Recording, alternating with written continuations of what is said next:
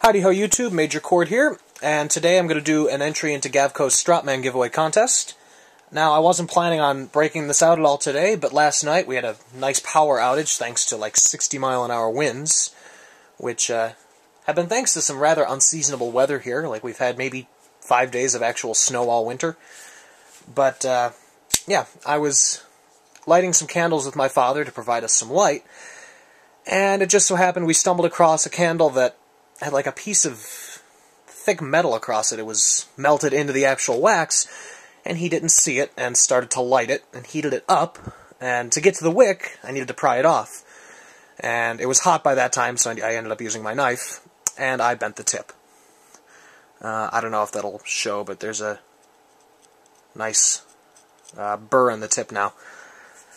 But I know you're not supposed to pry things with knives. It's a rule that I try to follow, but you know, shit happens, and spur of the moment, you gotta do stuff. But I don't really care, I can fix that. And normally I don't screw with the factory edges on my knives, and this is actually a new knife. I got it maybe 2 weeks ago.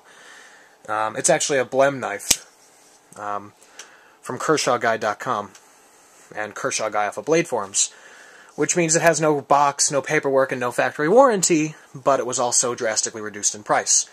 So, go Kershaw Guy. But I don't screw with the factory edges on Kershaw's, Spyderco's, or anything else that comes decently sharp until I have to. I know some people will sharpen as soon as they get them and put their own edges on them, but as long as it comes sharp, I'm fine with it. However, in this case, since I need to do some touch-up work and fix the tip, I'm just going to go ahead and put my preferred 40-degree inclusive angle on it right now. And this is where I'm going to start to talk about my sharpening system, which is the Lansky Turnbox Croc Stick system.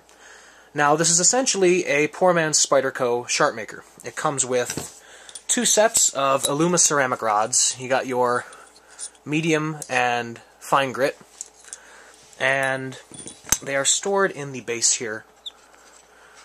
It's basically just a simple, I think it's, I want to say pine, I don't know my woods, and it's a sharp maker, basically. It works in the same principle, except that it is a fifth of the cost.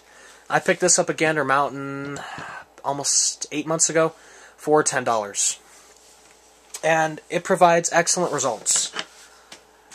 Now, I mean, this knife is still wonderfully sharp, even though I haven't touched it up on this. Well, I could eat my words now, aren't I? Yeah, okay, so apparently I could use some touching up. Oh, there we go. Yeah, okay, so this knife does need touching up, so I'm glad I'm sharpening it. However, this Spyderco Enduro, which I have recently touched up, and has been sharpened, is phone book paper shaving sharp. And will shave phone book paper if I hold the damn paper right. So, this system gives results that are good enough for someone like me, who uses knives, collects knives, and is decently picky about the results that, you know, that something like this can provide. And I mean, it'll shave hair, too. Hopefully. Hopefully I don't cut myself. Yeah, see, it shaves. So, and this has the same 40-degree angle that I'm going to put on this leak. So, the system performs. The only problem that I can say I've run into is with this old Camillus Easy Open Jack, which, this is not because of the system per se, it's because of the knife. Now this knife, I've done some research, and this knife was produced between 1941 and 1946. So it's, you know, between 66 and 71 years old. And the reason it does not take well to being sharpened on ceramic rods is because knives with steel this old were tempered to around maybe 40 to 45 Rockwell hardness. And when you have a round ceramic rod and you're sharpening on a system like this, you are exerting a lot of pressure on the steel.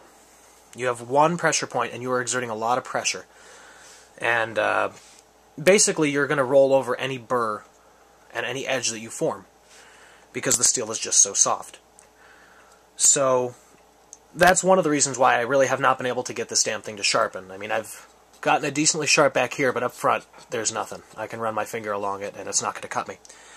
And the second reason that this knife is just so old, that about 25% of the blade has been worn away through years and years and years of sharpening.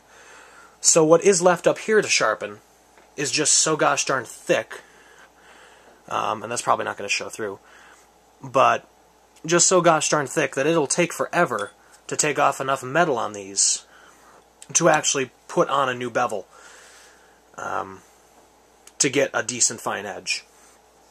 So I don't actually consider that a fault of this system, because it was honestly meant to probably sharpen, modern knives like this. And of course, I'm right-handed, so I can't open this with my left hand. But it was meant to sharpen knives with harder steels and thinner edges. And honestly, sharpeners like the Sharpmaker and this Lansky crock stick were meant to, in essence, preserve edges that are already formed. If you have a steel blank, you are not going to get any edge made from these. By setting up your edge here, or your V here, you're not going to be able to create an edge. And that's essentially what I'm trying to do here. This was dull as a butter knife, and I was trying to create an edge. And I couldn't. So that's no criticism against this system. However, to redefine edges that are already made in blades, you're going to have outstanding success. And for $10, I cannot recommend it enough. So that's all I have to say about this today, and thank you for watching. Have a good day.